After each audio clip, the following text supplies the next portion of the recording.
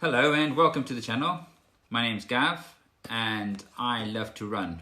Now, assuming that you are here watching this video because you too also like to run and you want to find a little bit more out about the Garmin Running Pod.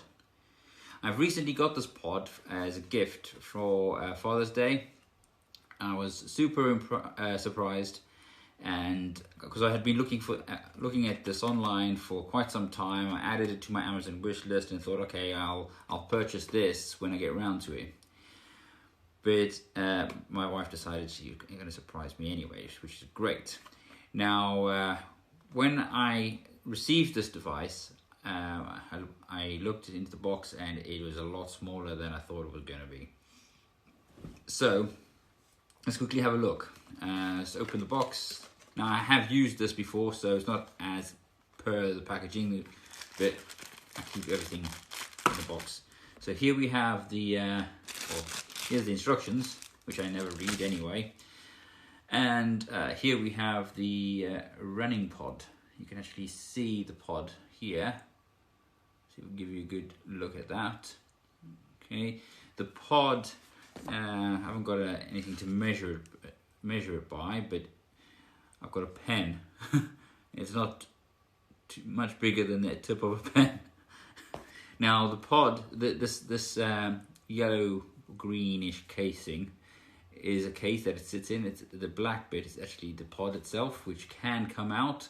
It comes out easy, but it's quite fiddly to get back into the case. But it's still, quite neat. Now, when you're wearing the pod, it has to go on the back of your running shorts, just on your spine. And the pairing process, I found, it was seamless. There was no issues whatsoever pairing this to my Garmin watch. Now I'm currently using the Fenix 6 Pro. And with this watch, I know that there are a few other compatible watches. I know the Forerunner, Forerunner Music, you've got the Fenix 5, all the Fenix 5s, all the Fenix 6s. So there are a few. I will put a link in the description below for you to click on so that you can see what other watches are compatible with this running pod. I've managed to use this pod a couple of times, and I must say I'm super impressed with the information that it provides. The information, just on the reading on the back of the box here, it is vertical oscillation. So obviously when you're running, you're bouncing up and down as you're running. Now if you want to reduce that, you want to try and lean forward and then run. Now that's vertical oscillation. You got a stride length, which is also a good bit of data worth looking at and monitoring. You've got the vertical ratio as to how, your ratio between moving forward and moving up. You've got your ground contact time and your left and right balance, which is, which leg you tend to favor when you're running.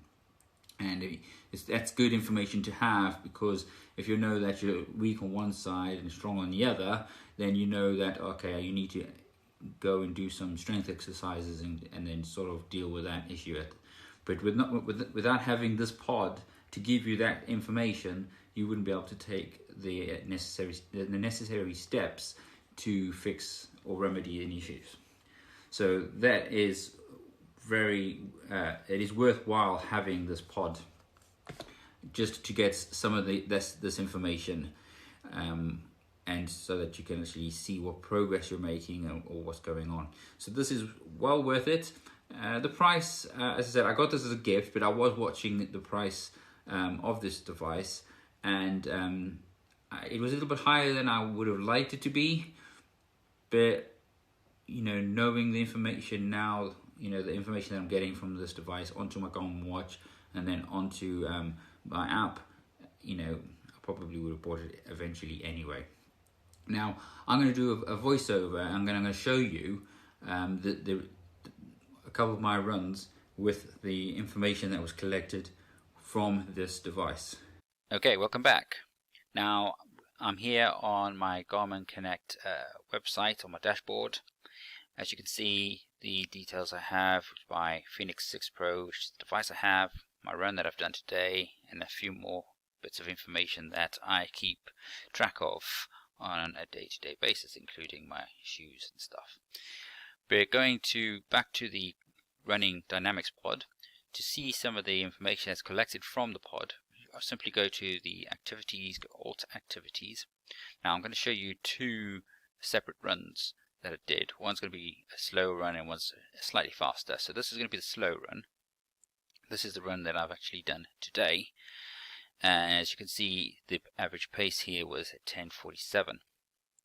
Now at a 10:47 pace, it's going to be rather difficult to maintain a 180 cadence.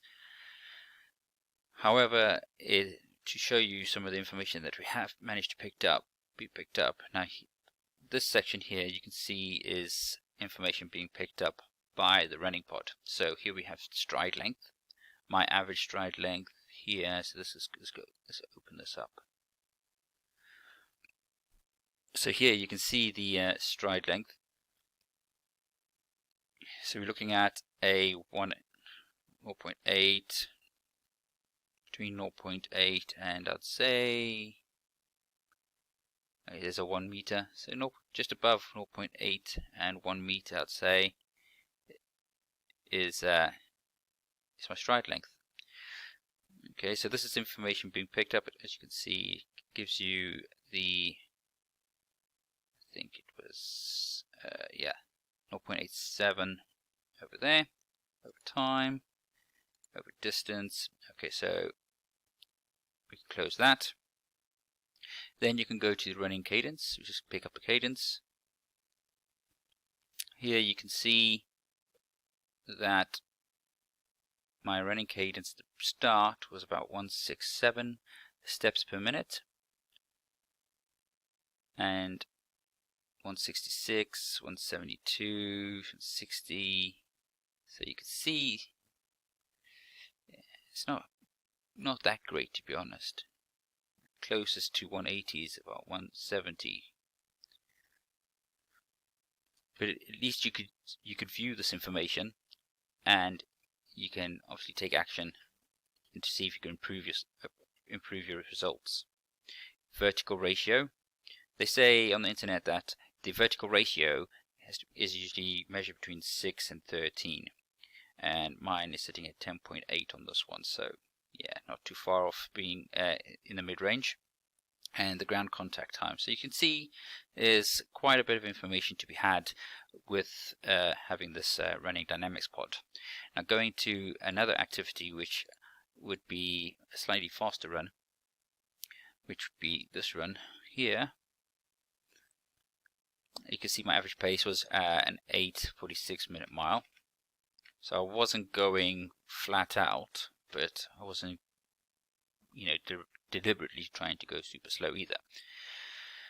And you can see if we just go to my running cadence, you at 179, 180. You can see my cadence is a lot closer to the ideal cadence number of 180, and my overall average was 171. So yeah, it is there's a lot of information to be had.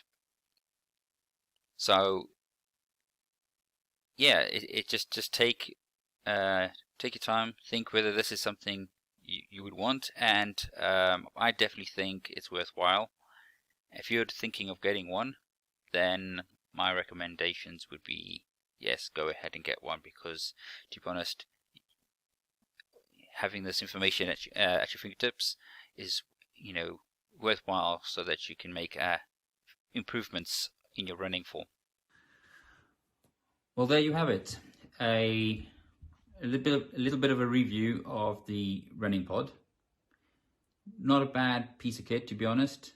Something I genuinely think it will be worth having for every runner who is looking to improve their running performance, their running form, and it generally just gives you that little bit of information for you to make those small little tweaks to your running, just so that you can make yourself a better runner, and you can enjoy being out there and producing good results when you go and do your running events. So I hope you enjoyed this video. I hope you found it informative, and I do hope that you would give us a thumbs up if you like this video. It definitely helps encourage me to make more videos, and it also helps the channel. If you want more videos, by all means put some comments in down below on videos or topics that you would like to see, and I will then get down to that and see if I can get some more information to you to help you improve your running and just enjoying being fit and healthy. Until next time, thank you for watching. I'll see you soon.